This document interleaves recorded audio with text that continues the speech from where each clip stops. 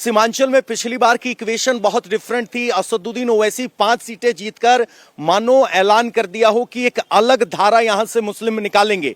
अब की बार जमीन पर क्या आपको स्थिति लगी है, आपका क्या आकलन? देखिए, सीमांचल में अगर ओबीसी की पार्टी की बात करें, जो पिछली धमक उसकी थी उससे बढ़ के इस बार उसकी धमक और पूरी तैयारी के साथ हुआ है। लेकिन हमें एक चीज नहीं भूलना चाहिए, अगर ओबीसी की पार्टी है तो उसके साथ साथ हर जगह पे आपको जनसुराज की भी टीम है। जनसुराज ने भी अपने धर्म को देखते हुए, जाति को देखते हुए उम्मीदवार उतारा है वहां पे।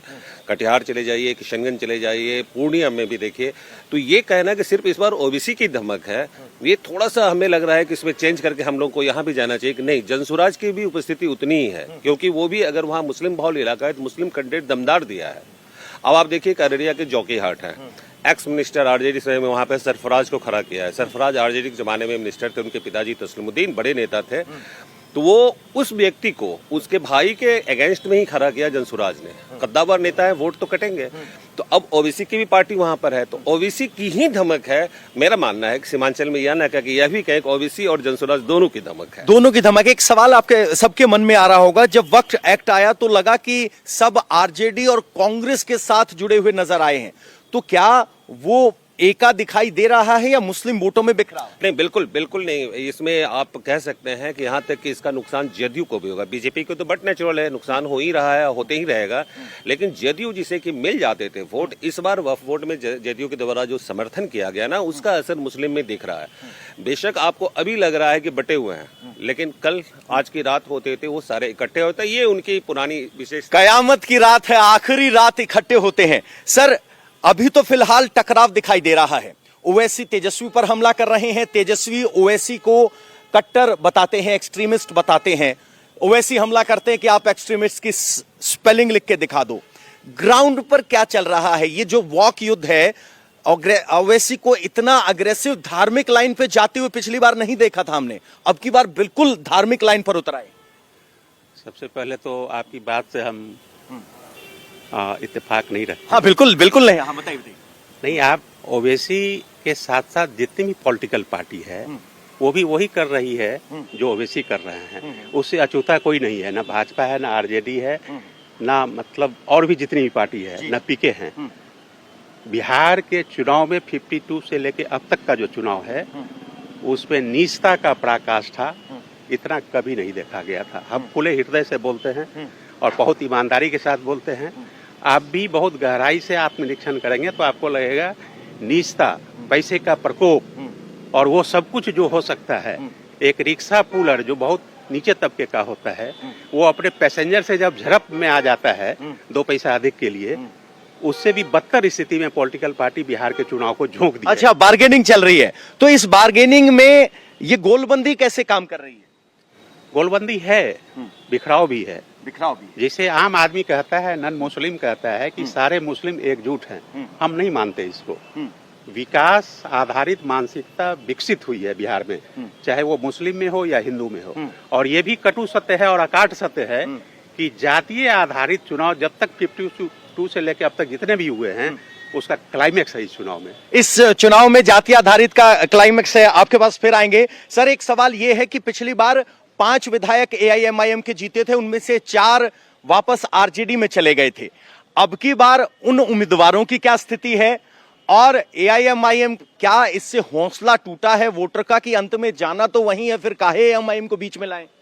यदि इस बार सीमांचल की बात करें हम लोग, तो बहादुरगंज छोड़ करके एआईएम का कहीं पर आपको प्रदर्शन बहुत बेहतर नहीं दिखेगा और मुस्लिम वोटर कहीं न कहीं वहां से अब टूटे हैं, फिर से वो महागठबंधन में अपनी उम्मीद को ढूंढ रहे हैं। महागठबंधन में उम्मीद को ढूंढ रहे हैं। बिल्कुल बिल्कुल, जो आपने प्रदर्शन पिछले दफा देखा था उसका 20% भी सीमांचल में इस बार नहीं दिखेगा। अच्छा, सीमांचल में ओवैसी तो बड़ा जोर लगाया, अब की बार तो एग्रेशन भी ज्यादा था उनकी भाषणों में। अग्रेशन था, बट जो वोट सारा गोलबंद होकर के महागठबंधन की तरफ जाने वाला। अच्छा, सर का कहना है कि वोट का गठबंधन जो है वो बन रहा है, धर्म के आधार पर बन रहा है। सर, कौन सी वो सीटें हैं जहां ओवैसी अभी भी मजबूत स्थिति में है, उनके अध्यक्ष भी यहां से मैदान में है?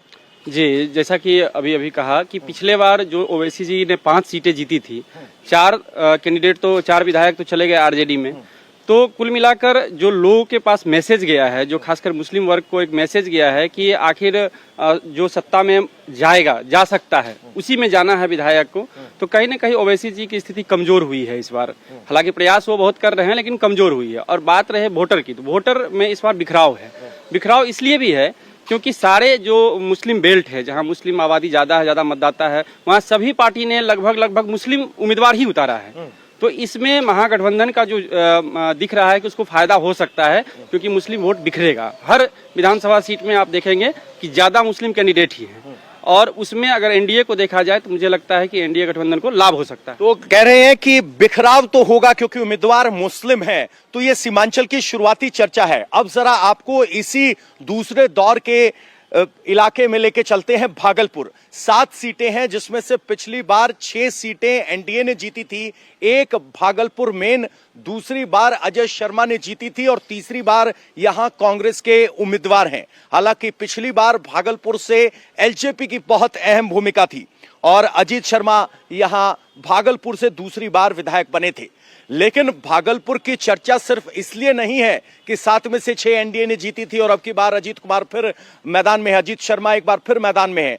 चर्चा इसलिए है कि भागलपुर की 2 सीटों पर कांग्रेस और आरजेडी के बीच फ्रेंडली फाइट है। 2 सीटें कौन सी हैं आपको बता दें, कहलगांव और सुल्तानगंज है, जहां कांग्रेस और आरजेडी के उम्मीदवार आमने सामने हैं। भागलपुर में राहुल और तेजस्वी अपने अपने उम्मीदवार के लिए अलग अलग प्रचार कर चुके हैं। तो बड़ी दिलचस्प बात यह है कि जहां सीमांचल में यह टकराव है, तो भागलपुर के इलाके में कांग्रेस और आरजेडी आमने सामने हैं। आइए आपको सुनवाते हैं कि वहां की हकीकत क्या है, फिर आगे चर्चा करते हैं। लोगों के महागठबंधन राष्ट्रीय जनता दल के प्रत्याशी भाई रजनीश जी को हम लोगों ने टिकट दिया है। आप सब लोगों से हम कहना चाहते हैं कि एकजुट होकर के इस बार रजनीश को लालटेन पर बटन दबा करके भारी बहुमत से विजय बनाए। सरकार बनाना है कि नहीं बनाना है? मेरे सब लोग हाथ उठा के बताओ, सरकार बनाना तो सरकार कैसे बनेगा? इधर उधर नहीं, चुपचाप लालटेन छाप, चुपचाप चुपचाप। तो देखा आपने, चुपचाप लालटेन छाप। तो राहुल गांधी कह रहे हैं कांग्रेस की हाथ छाप, और यहां सीमांचल में अलग बात है। सर, जिस तरीके से ये 2 सीटें हैं, कहलगांव और सुल्तानगंज, कांग्रेस और आरजेडी आमने सामने हैं। हम जब ऊपर तौर पर कहते हो तो नेता बड़े हल्के में कह देते कि ये फ्रेंडली फाइट है। जमीन पर इस तरह की फ्रेंडली फाइट का क्या संदेश जाता है? क्या वो फ्रेंडली फाइट सिर्फ उस सीट तक सीमित रहती है, या एक वाइडर लोग भी सोचते हैं कि गठबंधन या महागठबंधन में कुछ गड़बड़ है? फ्रेंडली फाइट का एक ताजा उदाहरण हम पूर्णिया जिले से देना चाहते हैं, कसवा से। कसवा में पिछले बार अपने चिराग पासवान जी ने अपना कैंडिडेट उतारा था, और हम के कैंडिडेट थे, और जो प्रत्याशी जीते थे कांग्रेस से, उनको 77,000 वोट आया था। वहीं लोजपा 60,000 और हमने 23,000 वोट लाया था। अगर इस वोट का बिखराव नहीं होता तो ये बिल्कुल कहना गलत है कि फ्रेंडली फाइट में कुछ भी, सब लोग अपने अपने चुनाव लड़ते हैं। अब बात करें अब अंग प्रदेश के भागलपुर क्षेत्र की, तो इस बार जो पहले चरण में हम लोगों ने बम्पर मतदान देखा पहली बार, तो कहीं न कहीं महिलाएं निकल के आई। जो चुनाव के पहले योजनाएं दी गई उसका प्रभाव था वो, और जो जदयू का और नीतीश कुमार का जो यूएसपी है, महिलाएं जो उनके सभाओं में भी दिखी, वो कहीं न कहीं प्रभाव डालता है। अंग प्रदेश में इसका असर ज्यादा है।